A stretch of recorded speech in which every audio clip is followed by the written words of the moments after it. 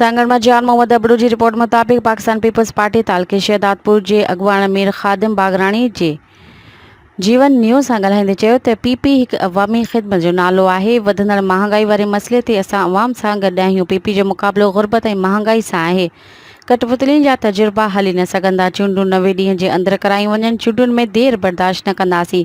PP चूंडुनि लाइ तयारु आहे।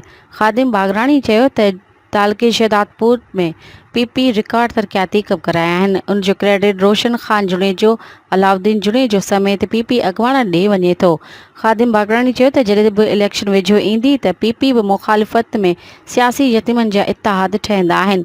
इन इतिहाद खे नाकामी खां सवाइ कुझु बि नसीब न थींदो आहे ऐं उन करे पीपी मुख़ालिफ़नि खे हमेशह जीअं हिकु भेरो ॿीहर चूंडुनि जो इंतज़ारु करणु घुरिजे।